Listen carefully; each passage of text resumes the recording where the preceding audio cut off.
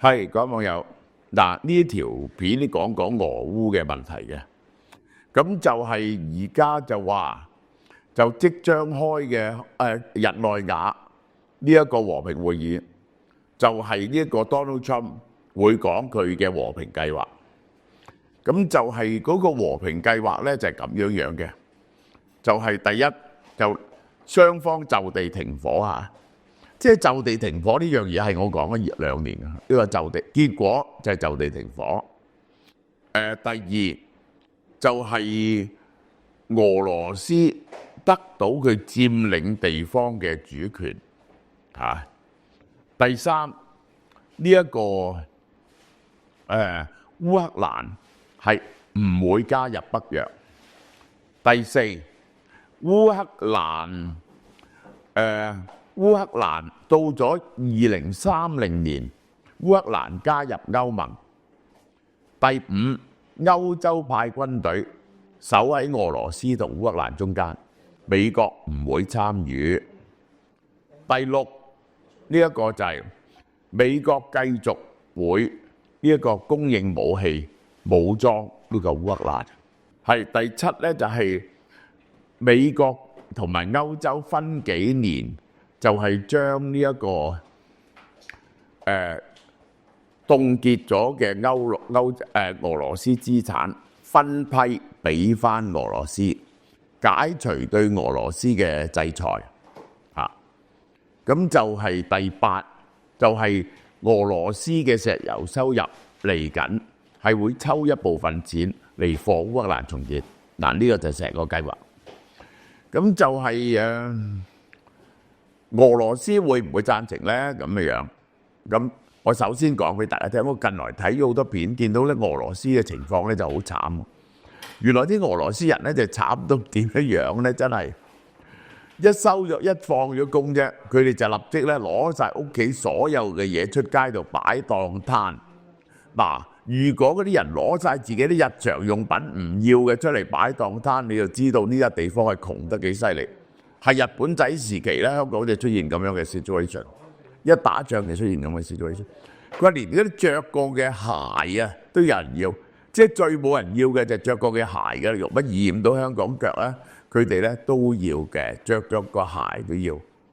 嗰啲人咧就咁樣嘅，即係冇收入到咧，就係去農村地方靠養幾隻雞、幾隻豬咁樣嚟到過日子，或者就有幾個年紀大到超過某個限度嘅咧，政府俾津貼，你用佢哋啲錢嚟到養活人，因為嗰啲有社會福利，係貧困到不得了。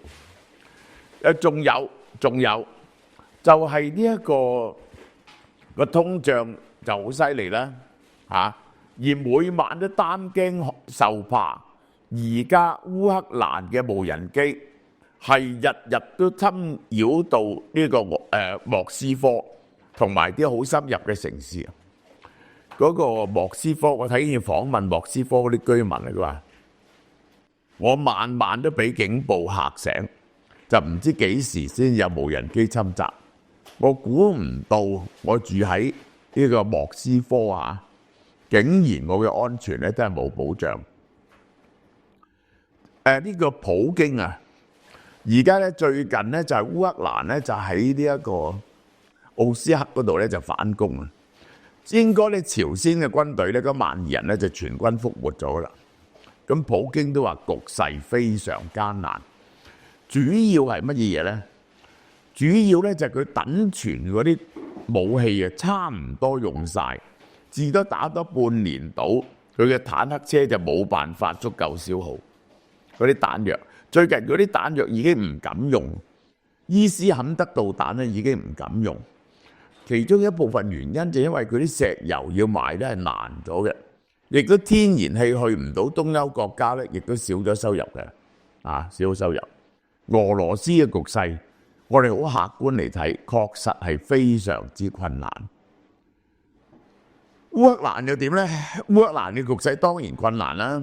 嗱，烏克蘭咧遠程襲擊咗俄羅斯好多軍火庫啊啲咁嘢，但俄羅斯不惜人命步步進攻，喺過去嗰年幾啊，係真係一寸一寸咁樣壓前咧，就就係打咗2000公里烏克蘭嘅領土，即係2個香港咁大，即係以烏克蘭嚟講又唔係乜嘢嘅。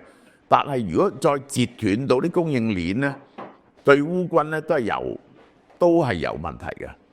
但係烏軍咧就用咗新嘅方法嚟到打。最近咧就有2笪好消息喎，幻影2000到咗喎，又多咗先進戰機，然後咧又有一批 F-16到咗嚇，嗰個呢個空優咧，呢個烏克蘭咧就越嚟越能夠保持佢喺空中唔會俾俄羅斯佔晒個優勢，而且最近剛啱用咗呢一個美國俾佢嘅呢個1000磅嘅炸彈啊，係去炸呢個俄羅斯。咁喺咁嘅情況之下咧，但係當然啦，就烏克蘭咧係唔能夠違背即係呢個美國嘅意向嘅。咁我哋就睇歐盟會覺得點咧？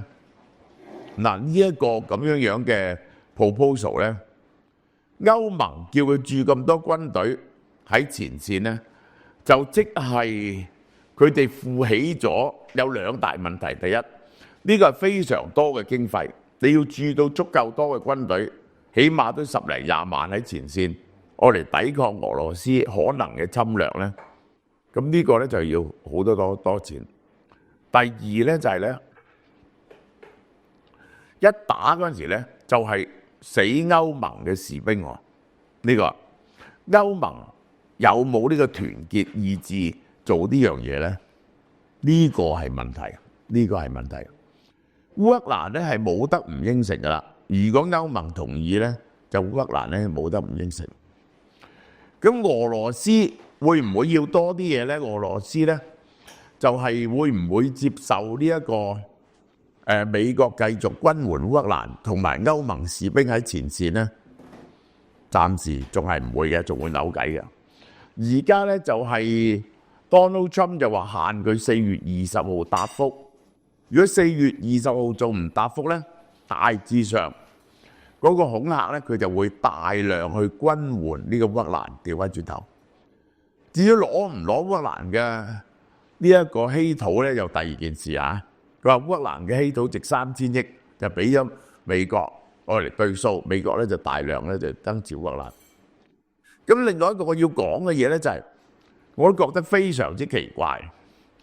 美國話供俾咗咁多錢烏克蘭，烏克蘭話到手嘅大概得一半到，得700-800億，其他嘅700-800億去咗邊度咧？咁俾人貪污晒，我唔信喎。至多人貪污啲，美國呢咁地方可唔可以貪污咁多錢咧？咁就我唔能夠排除有啲嘢係浪費咗，或者喺貪污上邊，唔能夠徹底排除。咁亦都有可能咧，有啲咧就用咗喺行政呢啲咁嘅嘢上邊喎，運輸落即食啲咁嘅嘢度啊，因為都要計落烏克蘭數啊。咁另外就有啲 order 咗嘅武器而未能夠 deliver 嘅，